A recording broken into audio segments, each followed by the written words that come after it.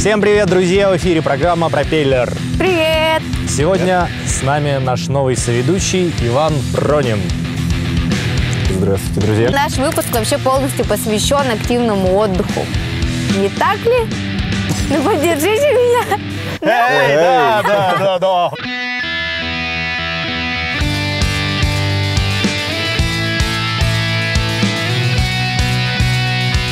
Наш корреспондент Олеся Ларчук побывала в гостях у ребят, которые организовали фестиваль, и там проходило соревнование по радиоуправляемым машинкам. Ребята, которые открыли этот досуговый центр, они подготовили трассу. Трасса идет для этих машинок специальная, с определенным покрытием для лучшего скольжения машин, когда вы дрифтуете. Какие, скажем так, перспективы открываются для человека, если он начинает заниматься вот этими машинками? В первую очередь, это, конечно, тюнинг. Как мы знаем, тюнинговать автомобили – это очень весело, очень красиво, но чаще всего довольно затратно. А если у тебя есть игрушечная машинка, ее тюнинговать гораздо дешевле. Да, я бы не сказала. Ну, скажем так, чуть-чуть дешевле.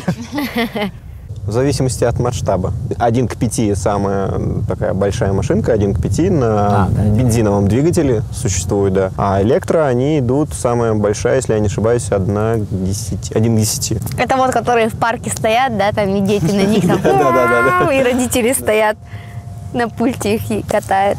А дети думают, что они рулят, между прочим. Это как младшему брату давать джойстик не подключенный. И говорить: смотри, как ты меня здорово бьешь. Кстати, были там и олдскульные консоли, Dendy, Sega, наше детство. Детство, чистые глазенки. Да. В чем особенность? Поиграть в эти олдскульные приставки можно на стареньком телевизоре, лежа на ковре, все как в детстве. Не, ну ковер должен на стене висеть, это получается. Один на стене, один на полу, все. Ну да. Комбо. У меня в детстве был Dendy, и чтобы я долго не играла, мне дедушка говорил, что из-за того, что я играю, портится телевизор. Садится А это правда, да? телевизор. Нет, конечно.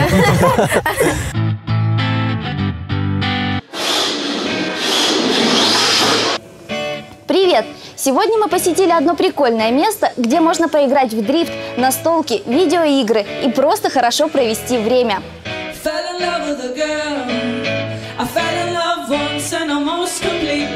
Развлекательный центр именно нацеленный на молодежь и развитие города Якутска в развлекательном плане. У нас имеются машинки 1 к 10, радиоуправляемые машинки, можно так выразиться.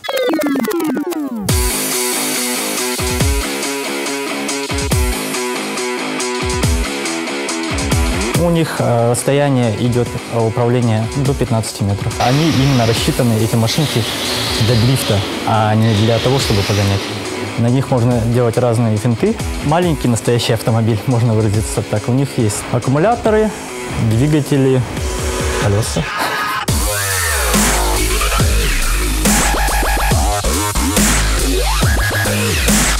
Мы хотели просто развить Якутск, побольше новых направлений. Мы занимаемся ретро-приставками. Вспомним детство. Все-таки Dendy и Sega – это наши годы. Честно скажу, Sega мы достали на столичке.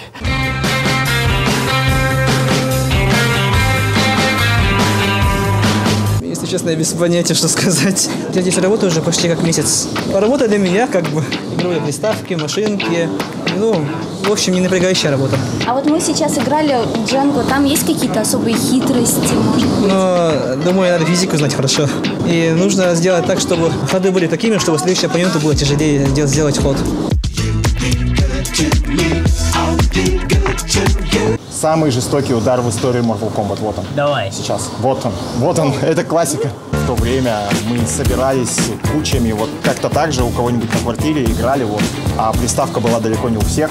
А атмосфера ковра тебе как? Атмосфера ковра очень дружелюбная, такая, как дома прямо. Как дома, да. Научишь играть? Я не умею, я не играла. Да не вопрос. Пожалуйста, бери джойстик. Сейчас мы проведем мастер-класс с того, чего я не знаю. Выбери, кто тебе больше симпатичен. Вот красавчик, например. Какой красавчик? Вот, смотри, какой у него череп.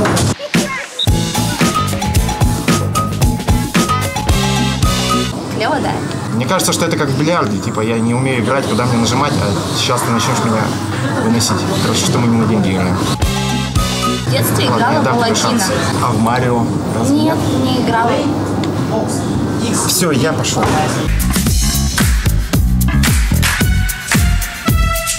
Мы хотим, чтобы наш город развивался, и постараемся вложить в это свои силы и усилия.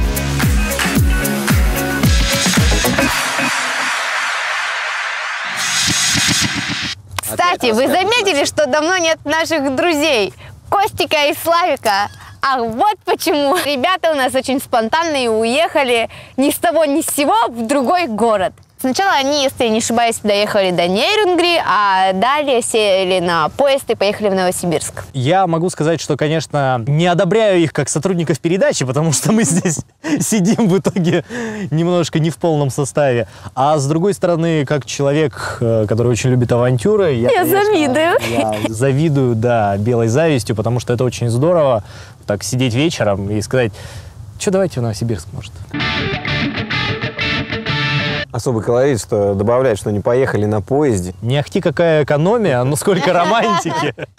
Притом это же не одни сутки пути. Да, это сколько? 2 дня, по-моему. Я бы, конечно, если бы собрался в такую дорогу, пусть даже спонтанную, я все равно бы нашел время, чтобы заскочить, хотя бы взять рюкзак там и какой-то минимальный объем снаряжения. А нет, тут хардкор. У них из вещей с собой, как мне известно, ноутбук. 2 ноутбука, толстовка и кожаная куртка. Ну и телефоны. Набор туриста современного, спонтанного. Я как-то также уехал на поезде в Пекин. Приезжаешь на перрон абсолютно незнакомого города, где у тебя почти нету друзей и знакомых, где люди говорят на неизвестном тебе языке. Вот это ощущение одновременно ужаса и восторга. Это примерно как ощущение свободного падения. И вот Костя и Славик в состоянии этого свободного падения пребывают уже не первую неделю и шлют нам свои видеозарисовки по поводу своего жития-бытия.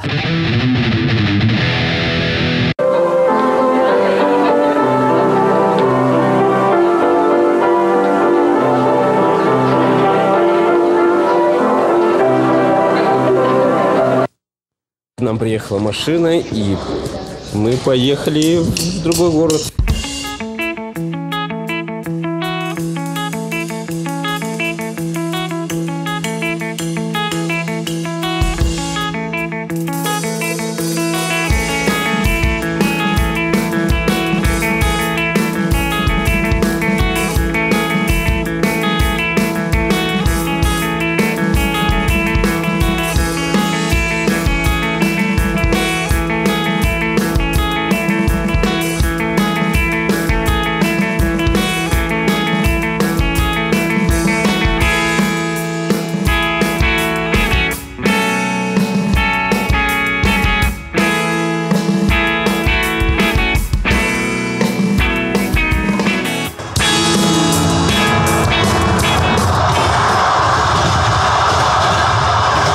В общем, задумка всего видео в том, что мы переехали в другой город. Взяв с собой ноутбук, футболку и все, паспорт.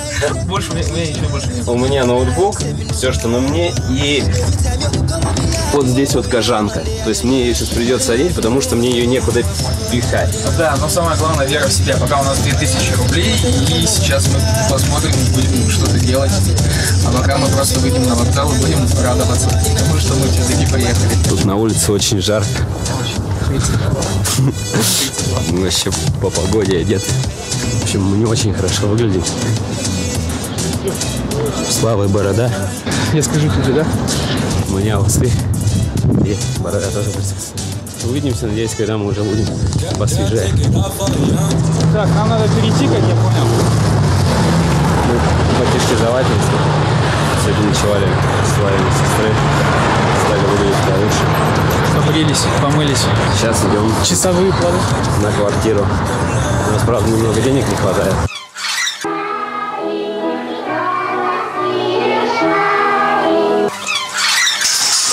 Надеемся, что мы, вроде бы нашли квартиру. Вроде сейчас. В общем, если честно, наша жизнь сейчас в данном случае не такая шикарная, как кажется. Наша жизнь, вот она описывается. Но имеется, на самом деле, у нас не так много денег, и мы уходим, не сказать, что очень большие долги, но мы уходим в долги. И завтра уходим на работу. Да. Но об этом чуть попозже. Завтра мы, кстати, выходим на работу, но об этом чуть попозже. Мы попали в ту квартиру, куда и собирались, очень довольны, и вот наш вечер мы наконец-то... Да, у нас 2 пары ключей есть, то есть одни Костины, одни мои. Мы сегодня приготовили еду. Псевдоэкономия. Да. Потому что это макароны с тушенкой. Вот. Ну, на самом деле, классно. Классно. Мы живем на 1-м этаже, и прикольно, у нас большая квартира, то есть у меня комната своя, у Кости своя комната, то есть сразу стали мажорить. Ну и не сидим на месте, а стали искать работу. Вот, есть у нас вот такая вот штука, написано «Хочу работать». Но нам просто сейчас необходимо искать работу, и у меня еще есть вот такая вот штука. Это... диплом специалиста. В общем, все тогда. Всем, наверное, как пока. Увидимся мы уже завтра. А еще все это приходится монтировать на вот таком вот ноутбуке. То есть вот эта вот часть экрана, она не работает. Поэтому приходится... Кассовый аппарат, карточки считывает. Приходится работать вот на половине экрана.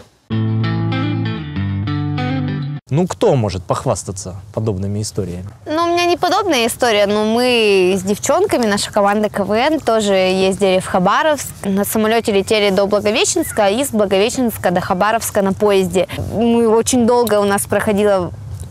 Видите, да, секунду. Дорогие друзья, небольшие технические неполадки. Да. Майк, дай пшикалку. У меня уже нервный тик. Ну? Глаз открыла! Я боюсь открывать.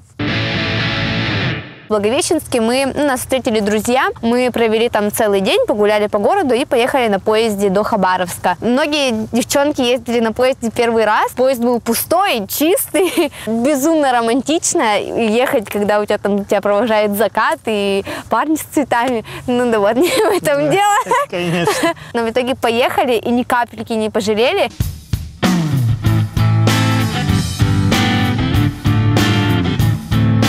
Ну что ж, дорогие друзья, мы завязываем. Мы завязываем. Наша передача подходит к концу. Заходите в наше сообщество ВКонтакте, Проб ТВ, оставляйте свои отзывы и все, что думаете про нашего нового соведущего Ивана Пронина. Встретимся с вами в следующем эфире. Ровно через неделю. Пока-пока. Пока-пока.